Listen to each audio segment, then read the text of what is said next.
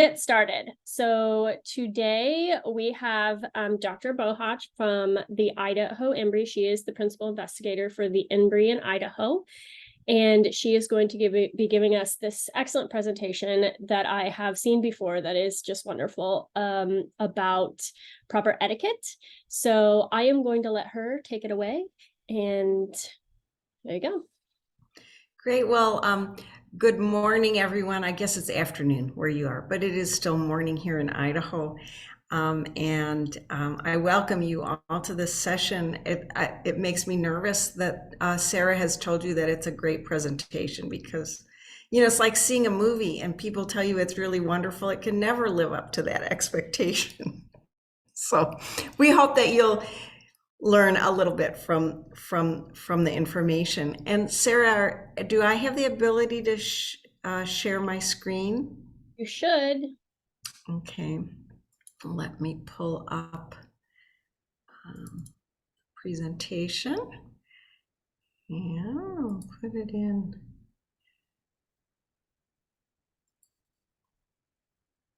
Yeah, let's see. I want to change the view. Display setting. Okay, do you just see the slide now? Without any, I don't have any notes in this, so yes. Hopefully it should be. Okay, so the title of my talk is Scientific Etiquette, and as Sarah said, I'm Carolyn Hovde Bohach.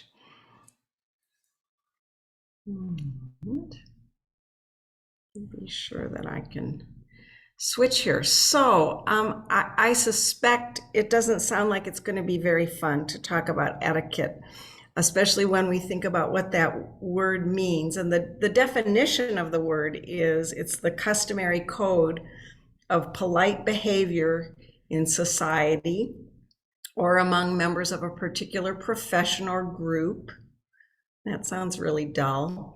It's also, another definition is the conduct or procedure required by good breeding or prescribed by authority to be observed in social or official life. Also, this sounds like, oh, this is going to be a sleeper. It doesn't really sound like something maybe you even want to be worried about. But what I would like to tell everyone is etiquette is really for the other person. When you know good etiquette and the norms of etiquette, it's really there to help other people. It puts the other people at ease. And when you think of etiquette that way, I think more people become interested in it. You might also be wondering, what's in it for you to know the rules of etiquette? Well, knowing those rules will help you feel more confident in any situation, and it will also contribute to your professional success. And it really helps you make good first impressions.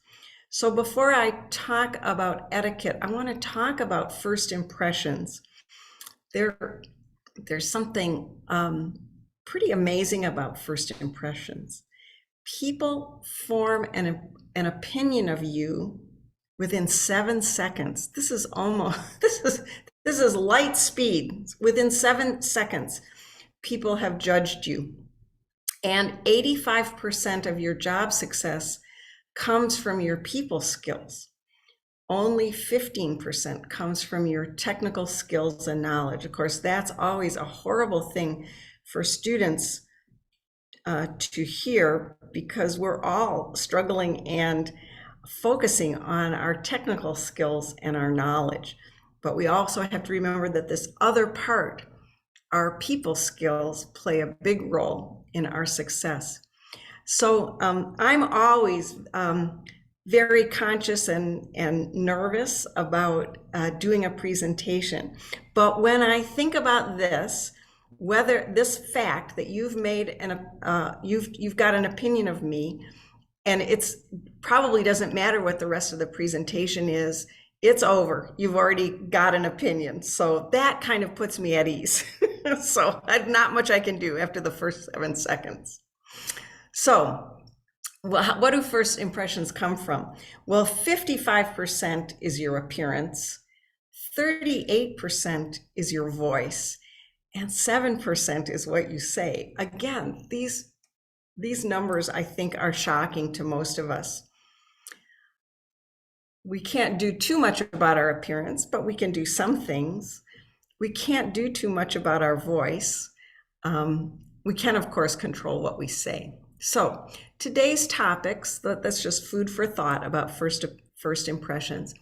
Today's topics are, I'm going to cover 6 things: name tags, the handshake, email, dressing for success, what you do at a business cocktail party and the RSVP, and a business formal dinner. And so let's just get started with wearing your name tag. I know that as scientists, we all go to events and conferences where we get a name tag, and there are many types. The kind that I really dislike is the one on the left, which is the "hello, my name is." It's a sticky tag. Sometimes this doesn't stick to your clothing. The other type usually has a string that goes around your neck. And where are you supposed to wear the name tag? I hope everybody knows. You're supposed to put the sticky tag on your right shoulder at eye level. Does anybody know why you wear your name tag on your right shoulder? If you know, you can unmute yourself and tell us. Okay, it has to do with the handshake. When you meet someone, and you put your hand out and you're going to shake with your right hand. I don't know if you can see me. It is your right shoulder that goes in front of them. You turn a little bit, extend your hand, and that way your name tag on your right shoulder allows the person to see your name easily, and you're not turning your name away from them if it was on your left shoulder. How do you wear the name tag if it's something that goes around your neck? You have to be sure that the correct side is out, that your name tag is not around your belly button or below your waist, that it's not twisting around. This is something you need to take responsibility for, because about 100% of the time, the length of the string that goes around your neck is too long to place the name tag front and center just below your neck. And so you need to take some time. When you're at a meeting or an event and they give you a name tag, just be sure you're wearing it properly. 90% of the people have it twisting around below their waist. This is not helpful to anyone. And again, the etiquette is for the other person. I meet hundreds of people. I can't remember. As I age, it's harder and harder for me to remember everyone's name. And I'm so embarrassed if I see someone at a meeting that I know well and their name is not at the tip of my tongue. I don't want them to feel that they're not important to me, because they are. And it really helps me if their name is front and center. I almost don't need to lower my eyes before I say, "Hi, Doug, it's so great to see you," because I can read the name on the name tag. So do this for other people. If anybody has questions throughout the presentation, just interrupt. But I'm going to, if there are no questions, because I can't see everybody on my screen. Maybe Sarah, you can monitor that. I'm going to shift to the next topic, which is handshaking. So I searched the internet for a really good picture of two people shaking hands properly, and this is a wonderful picture. President Obama and Pope Francis shaking hands, and they're really showing us how it's done. When we dissect this image, you're going to get all the right things about shaking hands. Both of these men are looking each other in the eye. They're slightly bent towards each other. They're both using their right hand, and they look sincerely happy to see each other. So a proper handshake is course, we don't know who initiated that handshake, but in a proper handshake, the person in higher position of authority or age should be the first one to extend their hand. So as a young person, you should never extend your hand first to a person of superior authority. Let them extend their hand to you. You stand and look at the person in the eye. You use your right hand. You have a firm grip that is not crushing. And one of the potentially bad things about doing this by Zoom is I can't be there to help you shake hands. But if any of you are in a room with another person, you can test it. The handshake should last 2 to 3 seconds, but again, you have to follow the lead of the superior person. It's the superior person who releases the handshake. And be aware of where your other hand is. It should be, at your side, and you shake up and down with an up and down motion. So if we were together, we would be practicing this, but since we are by Zoom, this can be homework for the presentation, or if there's more than one of you in a room, you can shake hands. You want to be very mindful of other countries. And of course, what I just described is the norm for the United States. So when you are in the United States, even if you are from another culture, you want to do what the norm is in that country. So if you're visiting the United States and you're from Japan, we still expect a handshake. And so we like it if you acknowledge our culture, just like vice versa when Americans visit other countries. So things to know about the handshake in other countries. In Russia, men shake hands with other men, but they kiss the woman's hand. In South Korea, senior people initiate the handshake and they use a very soft grip.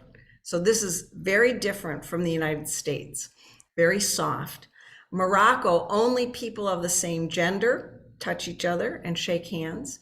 In Turkey, firm handshakes are considered really rude. So, you need to just kind of think about this, because in the United States, we grip the hand with a firm grip. That would be considered rude. In Turkey, they want a soft grip. In China, you always greet the oldest person first and you bow slightly when you shake their hands. And my favorite country, Japan, they don't shake hands at all. They just bow. They don't touch each other. And it's my favorite country because I'm a microbiologist and I actually don't like to shake people's hands. I don't really want to touch anyone's hand, but because I'm in America, I do shake hands very often, even though it gives me the heebie-jeebies. Okay, I'm going to shift topics again to the third topic, which is sending emails.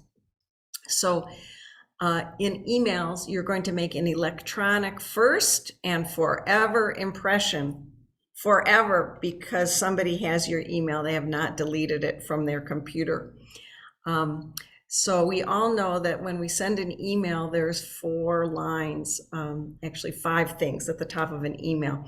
The to, the CC, which is a carbon copy, the BCC, which is a blind carbon copy, and the subject. So of course we know that the to line is to whom the message is directed.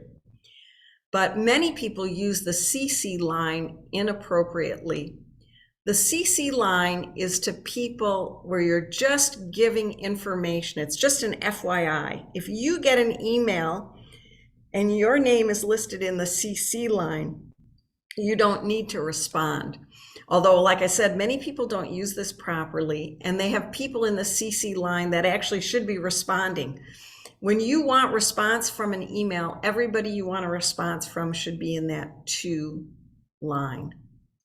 You always want to remember that someone who's emailing may be using the blind CC line. This is where someone is getting the email interaction that you can't see. So it might be your boss, it might be somebody that you don't want to respond to in a certain way. So you always have to be cognizant of that that an email really is almost public information because you don't know where it's going to be forwarded next. Someone has a permanent copy and they could be using the blind CC straight away. The other line I think many people don't use well is the subject line. This subject line helps the person. Again, this is etiquette. It's for the other person, although it's going to help you in the end too, to take time to write that subject line appropriately. You want it to be descriptive and short, and you want the very most important information front and center. If you're inviting people to a meeting, the date and time need to be in that subject line. If you're asking somebody to send you something, what you need should be in that subject line. It helps them sort their emails. It helps them know what you want from them. It can be very repetitive from what's in the body of the email. But again, descriptive, short, and what's the important information. When you respond to email, unless it's a listserv, so the exception is a listserv, but when you respond to an email, you should be using reply all. It is not your prerogative to remove people from your reply or from the email string. So emails are something that I think, especially students, don't seem to look at very often, but email is a formal scientific communication, and it is your responsibility to watch your email and respond. So I want to ask everybody, when are you expected to respond to an email? And I hope someone in the audience will answer that. Sophia, were you going to say something? Yeah, I prefer immediately. Immediately, okay. Does anybody else have a thought about the answer immediately? I mean, I do see that that may be impractical for people. Like if a student gets an email when he or she is in class, I mean, you can't respond. But I would go with Yuki's answer within 24 hours. I'm sorry, did somebody else answer? I can't see this. Oh, it's in the chat, maybe? Yes. Did someone say 24 hours? Yeah, who said 24 hours? Yuki said 24 hours. Oh, So okay. Sophia, did you have another question for her? Oh, I was just wondering what a listserv email is. Oh, like if the dean or somebody sends out, well, it's not the dean, it's going to be the administrative assistant, sends out a message to every student in the College of Ag. Oh, I see. You don't want to reply all, because then everybody's going to potentially get it. And you don't want to do that. You'd just be responding to the dean or the administrative assistant. Okay, thank you. Yeah. Yeah.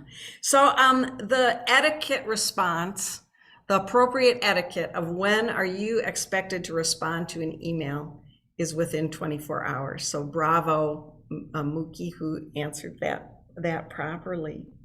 I like the immediately. I always try to answer immediately, but the etiquette is within 24 hours. So if someone asks you to compile a report, the email says, I need to have a report from you. It needs to be 5 pages, blah, blah, blah. It needs to contain all this stuff. Something that there's no way you're going to get done within 24 hours. What should you do? You still respond to the email. The etiquette says that you reply and you say, yes, I understand what you need. I have your request, I'm working on it, and I expect to have it to you by whatever, if they haven't given you a deadline. If they give you a deadline, you say, I have your request, I'll meet your deadline. You need them to know that their email is not lost in cyberspace. And the response, it can take almost no time, but you are expected to respond. One of the things I see so many students do, my own son does it, and he doesn't understand why, and that is addressing your professor in an email, hey.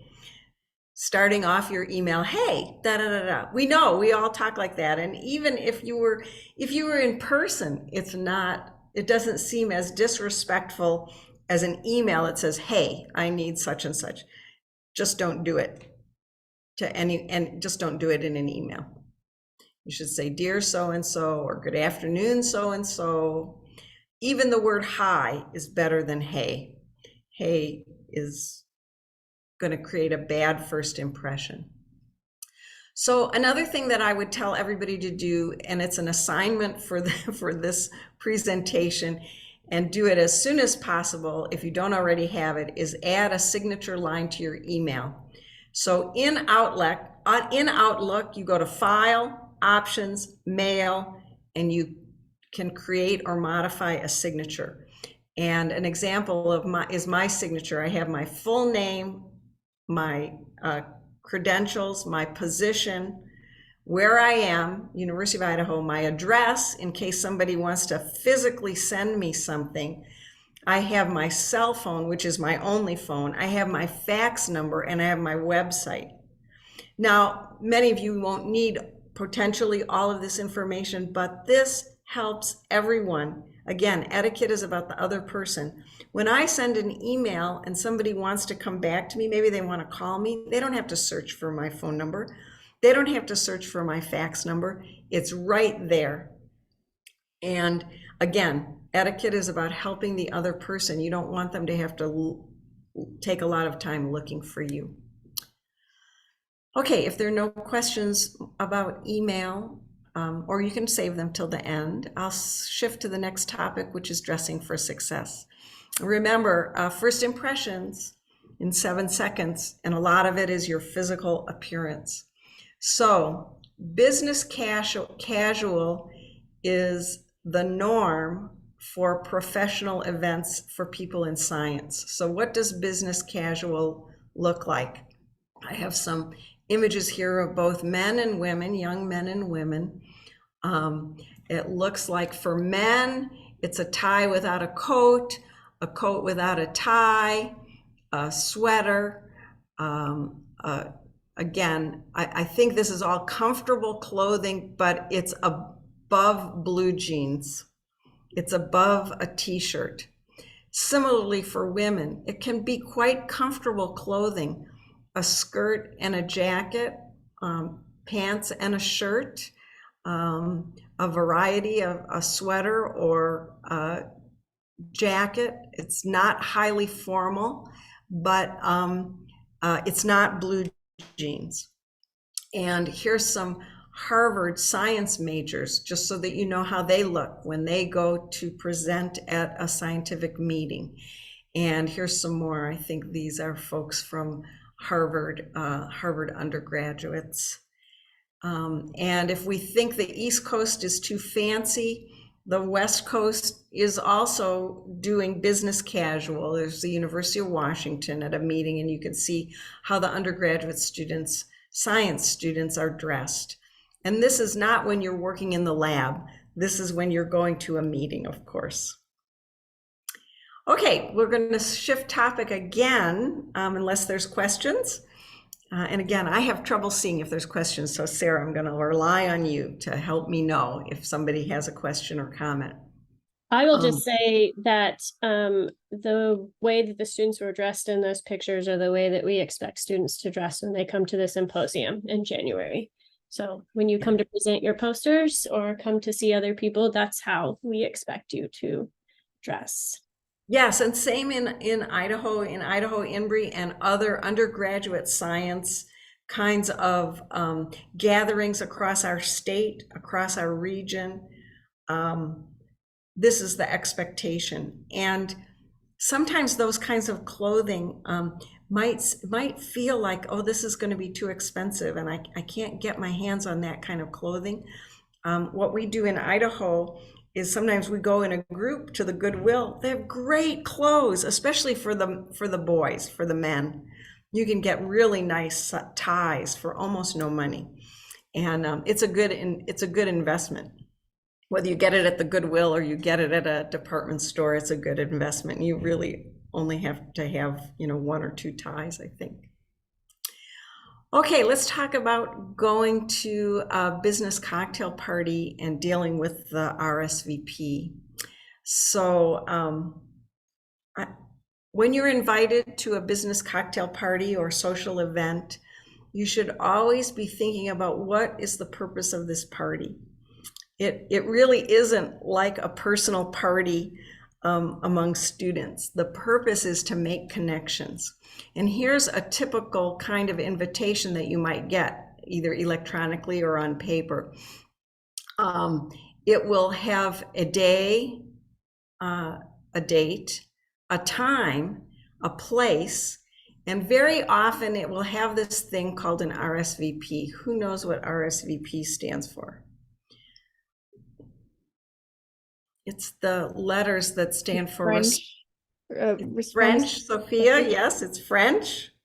Yeah, it's basically means respond please, but I'm probably going to mutilate this, but it's respondez s'il vous plaît. Respondez s'il vous plaît. Bravo. Yes. It stands for please respond in English. In French, respondez s'il vous plaît. When you see an RSVP, you must respond to the invitation. Okay, there it is. Respondez s'il vous plaît. Do you need to respond? Absolutely. And when? As soon as possible. So you always respond. You always respond as soon as possible. Sending a no, I'm not going to attend, is part of the RSVP requirement. Why do we have that? Again, etiquette is for the other person. It's for the host who's arranging this event. Usually there's food and drink involved. There's a room they have to pay for to have the event. The size of the room depends on how many people are coming. How much food they're going to order depends on how many people are coming. You must help them by letting them know whether or not you're going to attend. And this is not rocket science, unlike what many of us do in our laboratories, I'm sure. This is not rocket science. You open your calendar, you see if you're free, you decide if this event is something you're going to attend, and you respond. You say that you're going to come or you're not going to come. Okay, so let's talk about this business cocktail party. We've said that you're going to respond. Then you're going to prepare to go to this event by thinking about who's going to be there and who you want to meet, because the purpose is to make connections. You're going to plan to dress appropriately, and you're going to make sure that you remember the purpose of the event is not to eat, although, holy cow, there's going to be free food. So, you know, you want to get that free food, but you don't want it to be your main goal. So if you think you're going to get there and you're going to be too hungry, you want to eat beforehand. You still partake in the food, but you don't want to be ravenously hungry. And you want to arrive on time. The invitation will tell you when the event begins. And I want to say another thing about arriving on time. Arriving on time does not mean arriving early. This is a big faux pas. If you arrive early, your host needs to deal with you before they're planning to deal with anybody at the event. They've told you to come at 5:30. If you come at 10 after 5, they have 20 minutes where they might have been still doing things for the party that they have to interact with you. If you arrive early, sit in your car, stand outside, walk around the block, arrive at 5:30. Don't drink too much. You want to be careful not to drink too much. You certainly can partake in alcohol, but not too much if you're of age. You want to meet people that you want to see, but you also want to mingle. And you also want to leave on time. The invitation tells you when it's over. The invitation I showed you ended at 7:30. It means at 7:30 you start saying goodbye. You're out of the place. They might be renting a room and now they have to pay more because you're hanging around. No matter how much fun you're having, no matter if your host says, "Oh, I hope you can stay." They've told you the event ends, you exit. Okay, so there's the event, 5:30 to 7:30, you're leaving, no matter how much fun you're having. Okay, you take small amounts of food on your plate. If there's a buffet, usually there is, and it's absolutely okay to take seconds. You leave your dirty plate someplace else. You take a new plate, you go through the line, you can go through the lines 10 times, but every time on your plate should be small amounts of food. So I told you that this was so much more fun if we were in person. I told you that the point is to meet people. And now I want to talk about how are you going to be able to shake hands when you have to juggle food and wine or a beer glass, a napkin, all of these things. So I don't know if can everybody see me? I think you can on your screen. But what you're going to have when you go through a line is you're going to have a plate, and I brought a plate as an example. This isn't a dinner size plate, it's an hors d'oeuvre kind of size plate, maybe a little better. A napkin, and you're going to have either a wine glass, I have a wine glass with me, but you might also have a beer bottle, one or the other, or you might have a glass of water. And the normal thing would be to hold your plate and your napkin, right? And you've got your plate full of food, and then you've got your whatever you're drinking in another hand. How are you going to shake someone's hand? The purpose of the meeting is to meet people you don't know, people you already know, interact with them, make connections. You've got to be able to shake their hand. So how are you going to do it? Here's the way. You take your napkin and you hook your napkin between your little finger and your second finger, or your third finger, anyway, like this. And then you make a platform with your hand to hold your plate so that these two fingers, your thumb and your first finger, are free. Okay, so I've got my napkin, I've got my plate that I'm holding with my hand, and you put your wine glass on your plate and you can hold it with your thumb, and it's very secure, you can see, and you use the rest of this plate for food. You can then, when you drink, you remove your glass, take a drink, put it back on your plate, holding it with your thumb. You're ready to shake someone's hand. This can also be a beer bottle. So I'm gonna turn it this way. It could be a beer bottle. Then you need to use your thumb and your first finger to hold that beer bottle on your plate, still have food on your plate, still have a hand ready to shake. And of course, you can take your beer bottle and drink and then set it back on your plate. Now, if we were in person, we'd all have these props and we'd be having fun. Or did you get props? I don't know, Sarah, if you did that.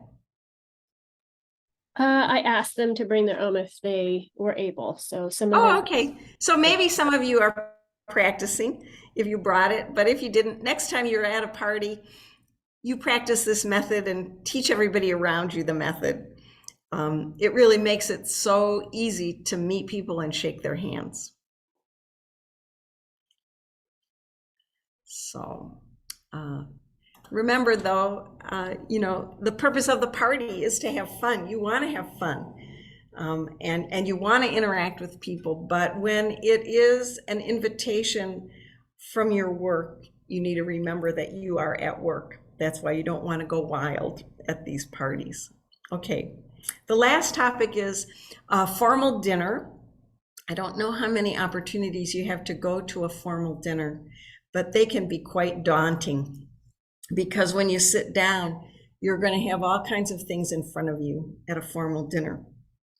And in this slide, they're labeled, but you're going to have a napkin, you're going to have multiple plates, you're going to have lots of silverware. If you come from a family that doesn't do this on a regular basis, this can be scary. And I mean, this is what it can look not labeled. So you can imagine sitting down at a table and all of this stuff is in front of you. The thing to remember, the rule of thumb, is that you're going to work with the silverware from the outside in. From the outside in. You have lots of different glasses. They're going to fill them with stuff at different times. Some of them are for water, some are for wine, for different kinds of wine, for aperitif, for champagne. and you just wait until they're filled. Don't touch them until the waiter comes and gives you one of those kinds of drinks. You don't need to worry about it until they're filled with a liquid. The silverware at the top here is for dessert, so you don't need to worry about that till the end. This is for your bread plate. You can read about this to get ready for a formal event. And again, if we were together, we could be practicing, but I don't think anybody brought the full formal where to look at. But let's just talk a little bit about napkin etiquette and napkin placement and use. You always use your napkin. You always place it on your lap. If you put it down on your seat, it's the signal that you're going to be back. So if you have to get up to use the restroom or take a phone call or whatever you have to do in the middle of the dinner, you do this with your napkin. If you leave it at the side of your plate like this, it means that you're done eating. And so if you get up to take a phone call and you've done this with your napkin, the wait staff may have cleared everything. There's also another signal here that you're completely done. We'll learn that when you put your silverware that way. When you're interacting at a formal dinner, you want to communicate with the wait staff with please and thank you, but you want to keep your interaction with the wait staff to a minimum. You're not there to be their friends. They're not there to be your friend.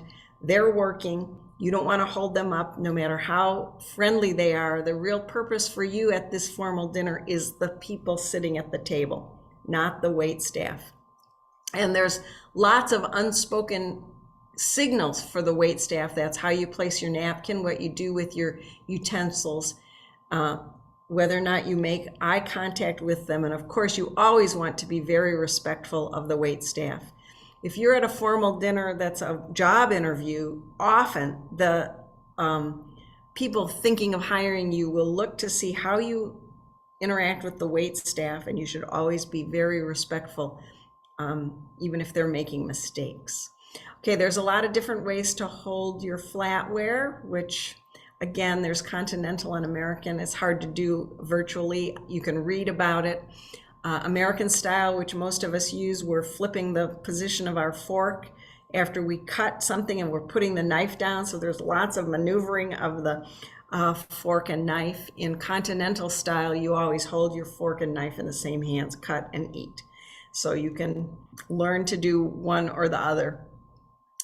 In American style, if you place your silverware like this, it means that you're pausing in your eating, but you're not done.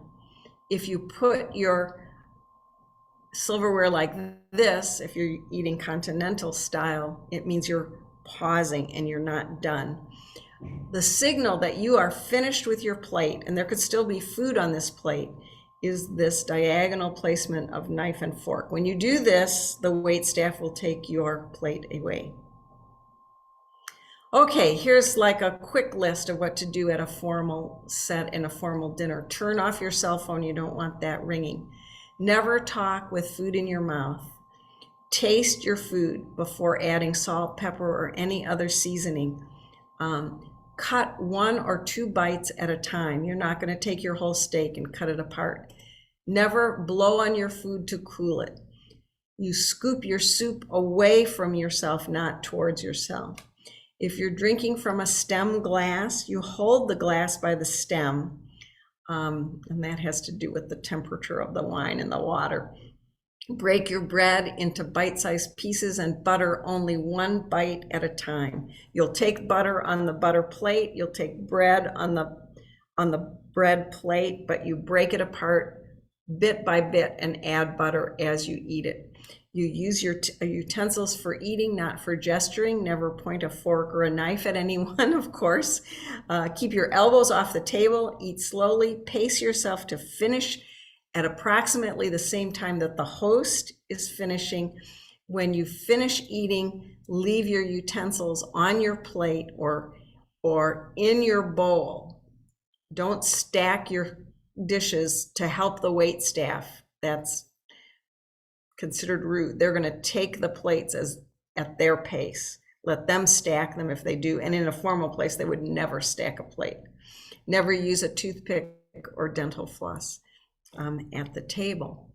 When you pass food, you always go to the right, and Never place the item that you're passing down on the table. Salt and pepper have to stay together. Items with a serving utensil, you need to keep those together. Items with a handle, you need to use the handles.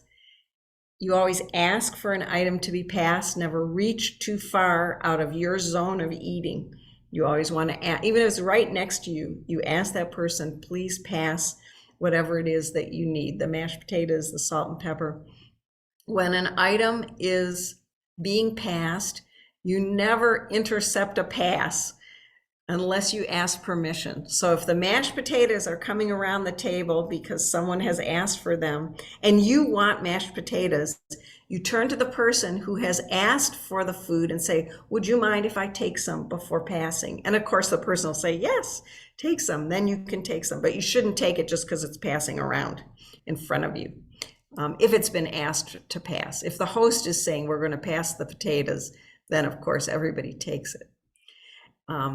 And what if the person is close to you on the left and you're supposed to pass to the right? You can hold the item for them to take rather than passing all the way around the table. So here's an example of an ultra formal dinner, probably the most formal dinner you could ever be invited to. Some of you will probably be invited to the king's banquet now since the queen has passed. This is what it would look like. And it will be set with every type of silverware that you could think of. And you can, of course, read about that before you go. What do you talk about at dinner?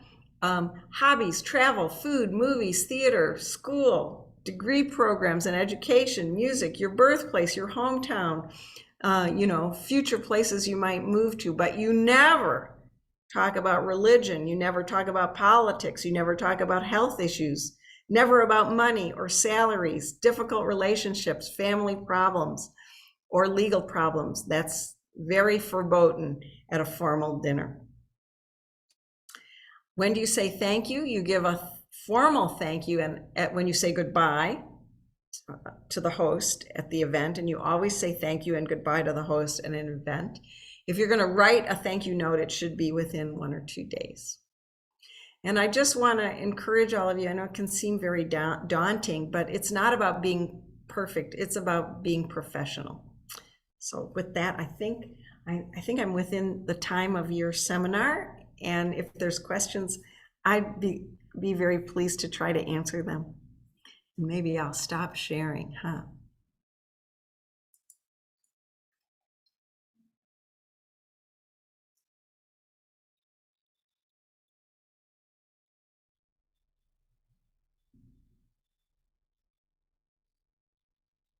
I don't have a question, but there was a question in the chat room about the attire. Mm-hmm. Attire for a formal dinner? I think the business casual, I'm not exactly sure. It was Sherry, if she would like to expand on the question. Carolyn, where do you put leggings in? They're above jeans, but are they business casual? They're kind of a gray area, and a lot of leggings are around these days. That's a great question, Sherry. I personally think that would be too casual, mostly because leggings are very tight. And the reality is only people with a perfect figure look good in leggings, right? So I would avoid that. I think leggings are too casual. Thank you.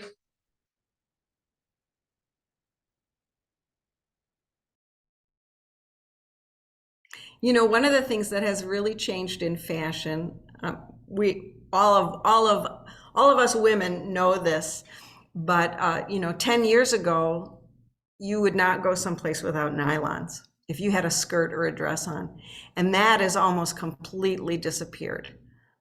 Women are now in skirts, dresses, and everything with naked legs. You don't need to cover your skin with nylons.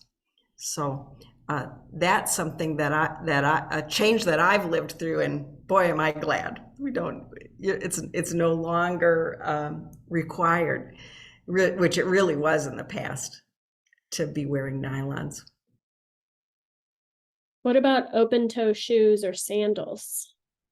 So, if it was formal dressing, business formal would say that you would not have open toe or sandals for women. In other words, if it's formal dressing to go to a courtroom, or if you're in the law of business, amazingly enough, an open toe is not appropriate. However, business casual, it is okay to have open toe, or especially when the weather's very hot, sandals are acceptable.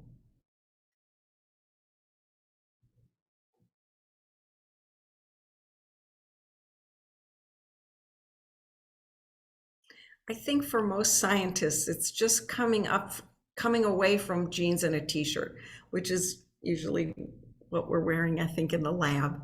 So just have one set of clothing that is one step above that, and you will be fine. What about tattoos or colored hair or piercings? Like I have a nose piercing. Like what is the modern take on those kinds of things? So again, I think that society is really becoming more accepting of, well, I'll start with tattoos. My son was a swimmer, and tattoos were completely forbidden. If a swimmer had a tattoo, they had to cover it with tape.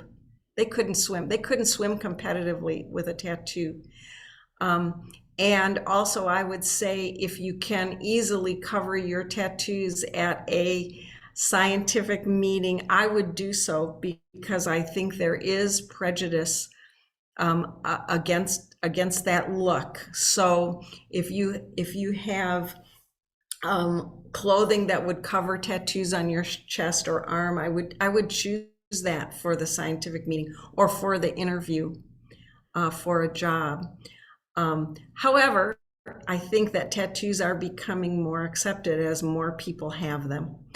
But you should be just cognizant that they could be jarring to other individuals. And so again, the etiquette is for the other person. You don't want them to feel shocked or embarrassed. I don't know. Piercings would be the same way. I think if they're very, if you're able not to wear the piercing in your tongue, I mean, I don't know. I have a lot of students that have their tongues pierced, and they have trouble speaking, frankly. But they're still, they're still doing this. And so if you could remove that piercing so that you can speak and not, again, jar a person with a piercing in your tongue. If you have lots of piercings in your ear, it's accepted. But again, if you could tone down what you're wearing for the business setting, it might go better for you and for the people that you're interacting with. What was your other thing? Tattoos, piercings? Colored hair. Oh, colored hair. Yeah. Well, my favorite color is magenta, and when I see magenta hair, I really like it. Of course, if you're just deciding to dye your hair purple right before the meeting, you could do it within 48 hours. Go to the meeting and then dye your hair purple. But again, I think it is becoming more accepted. And wow, on some people, these shocking colors look great. So I don't know. It's better if you can be toned down for the scientific community. Does that include like patterned clothing? And this is a real personal thing, and I hope everyone is cognizant about what colors look good on you personally, and what patterns look good on you personally. If you haven't gone down that road, it's kind of a fun road to travel. I've met many men who realize that these certain colors look better on them, and they get ties in that color They get shirts in that color. For some men, it is the pastels that really make them look great. They should be wearing pastels. For some people, a loud pattern that's in the right color is fine. You want to choose the clothing that best suits you, your style, and your that you feel comfortable in, but the colors that look good on you.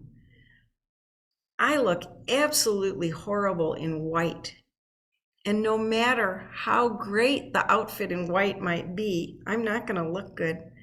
I need, well, with blonde hair, I need navy and black and pastels because I have very, very light coloring. And so even if I was to wear a bright red suit, I'm not going to look good. And so you don't want to choose that. You choose the colors and patterns that look good on you. If you're a very petite person, large patterns usually don't look good, so you might not choose them anyway.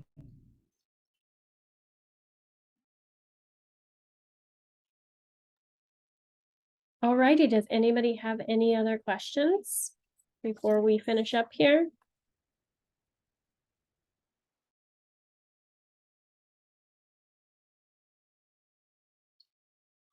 Thanks for coming, everyone. And if you think of questions later, of course, you can contact me anytime. Idaho INBRE, you'll find me.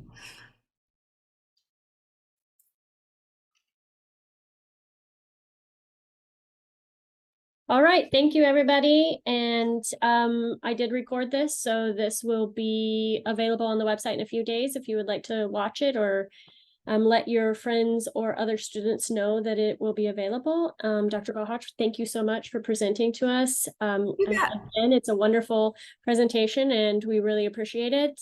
And if anybody has any questions about anything, you're welcome to reach out to me and I can put you in contact with Dr. Bohach or whatever we need to do. So thank you so much for Very coming. good. Bye, everybody. Thank you. Bye-bye. Bye.